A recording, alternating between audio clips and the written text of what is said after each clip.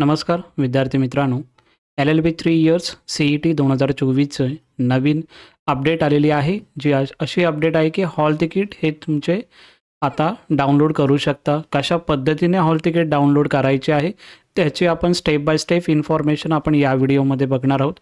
पूर्ण व्हिडिओ पहा जेणेकरून तुमचे सर्व डाउट्स या व्हिडिओमधून क्लियर होतील। ठीक आहे, हॉल तिकीट कशा प्रकारे डाउनलोड करायचे आहे त्याची लिंक वगैरे सर्व गोष्टी तुम्हाला स्टेप बाय स्टेप यामधून सांगणार आहे, तर पूर्ण व्हिडिओ बघा।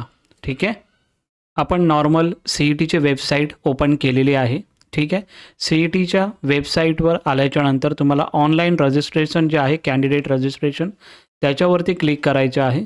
ते क्लिक केल्याच्यानंतर तुम्हाला लॉग इन पोर्टल जे असेल ते लॉग इन पोर्टल टाकून तुम्हाला लॉग इन ID पासवर्ड टाकल्याच्यानंतर तुम्हाला इथे ऑप्शन दिसत आहे हॉल तिकीट और ॲडमिट कार्ड, यावरती क्लिक करायचं आहे। त्याच्यानंतर क्लिक केल्याच्यानंतर तुम्हाला खालती स्क्रोल डाऊन करायचं आहे।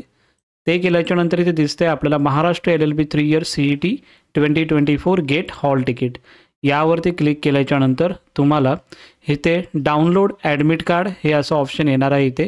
तर याच्यावरती या डाउनलोड ऑप्शनवरती तुम्हाला क्लिक करायचं आहे, तुमचं हॉल तिकीट डाउनलोड होऊन जाईल। ठीक आहे, अशा पद्धतीने जे विद्यार्थी नवीन आहेत त्यांच्यासाठी हा व्हिडिओ बनवलेला आहे। त्यांचे विद्यार्थी ऑलरेडी नवीन CETचे रजिस्ट्रेशनचं आता ज्यांनी ऑलरेडी केलेलं आहे त्यांचं ऑलरेडी CETनी अपडेट आता डाउनलोड तुम्ही ॲडमिट कार्ड करू शकता।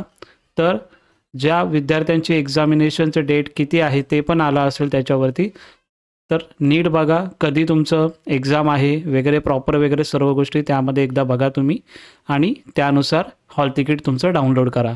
अशा पद्धतीने तुम्हाला हॉल तिकीट डाउनलोड करायचं आहे। ठीक आहे, थँक्यू सो मच। तुम्हाला जर हा व्हिडिओ आवडला असेल तर नक्की तुमच्या विद्यार्थ्यांना सेंड करा या तुमच्या फ्रेंड्सना पुढे शेअर करा, जेणेकरून त्यांनाही अपडेट भेटून जाईल की हॉल तिकीट आता आउट झालेले आहेत। Okay, thank you so much.